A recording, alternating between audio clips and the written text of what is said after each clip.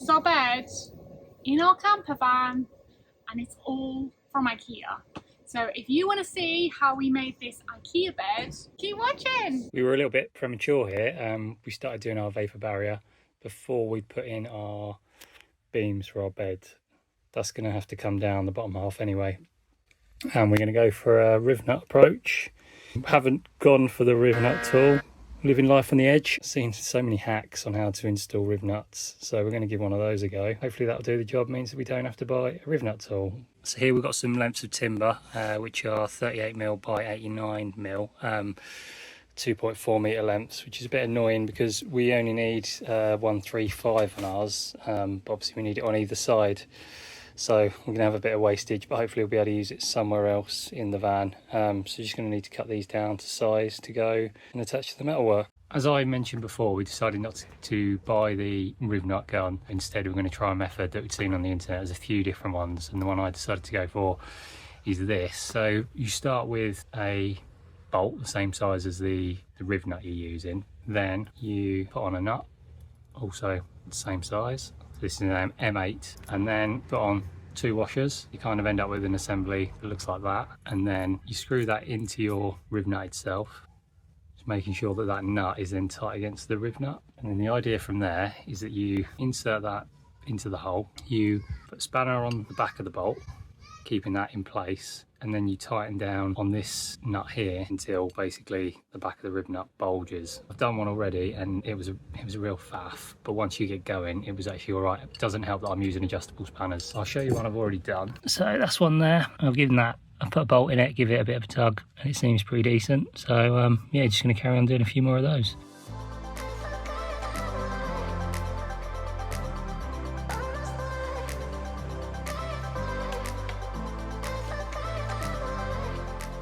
And here we have the 3 rivnuts inserted. Just put some bolts in there to make it a bit easier for you to see. Bit lucky here that in this cross member here, you can get your hand down the back of it so you can actually feel the bulge on the back of the rivnut. Obviously you can put it in and give it a bit of a pull test just to make sure it's not loose. In order to know where to drill the bolt holes, we put some bolts into the rivnuts and then offered up the timber and then marked in the centre of the bolts ready for drilling.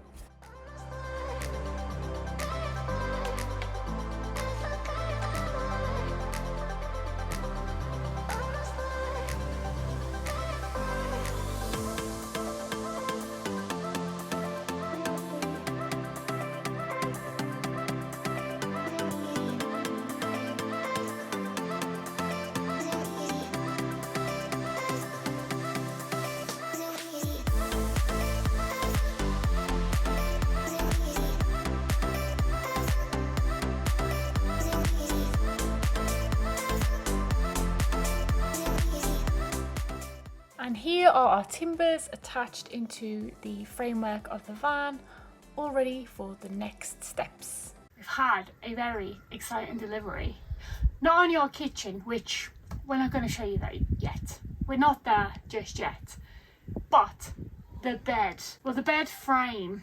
So we've gone Ikea, we've gone classic. So we've got 3 of these Scover metal like beams, which are extendable, and then we went for the Leroy. This is just the bed slats. One of my things was like I really wanted bed slats, so that's that. And then these are the brackets. So we got these from eBay. We'll pop a link in below. Basically these are the brackets that will go on here, and then the beams will slot on. So I mean, it should be a relatively simple job, right? Isn't everything? Oh yeah. So they're 12mm. If we drop down 12mm, these.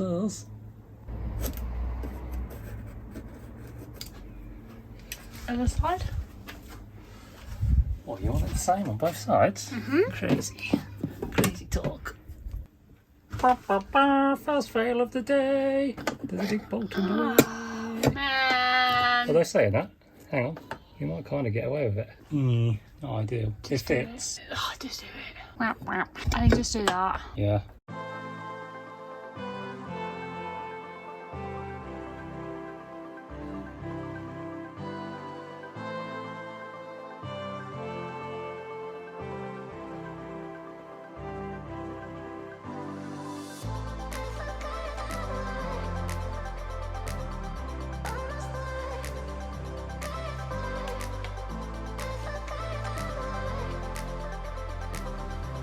These are the screws that we're using. We're using these ones. Here they are. 35mm.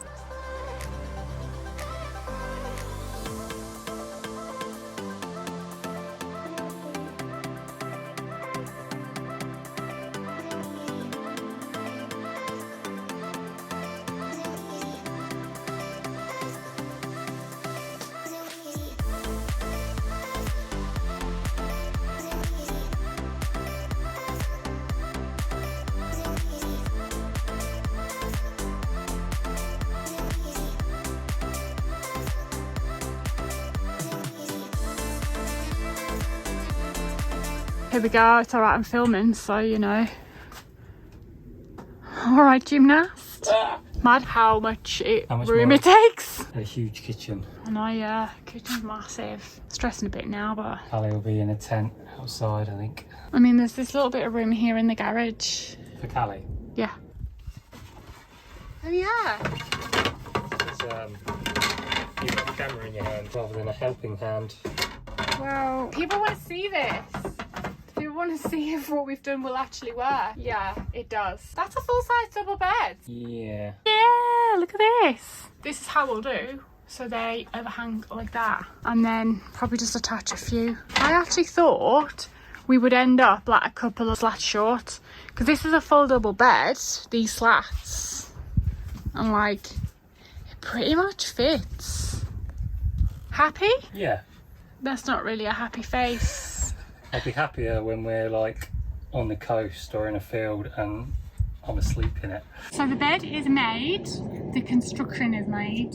We are now on the way to get a mattress. So we are going to Ikea because we want to test them out. How firm is firm? How soft is soft? Who knows?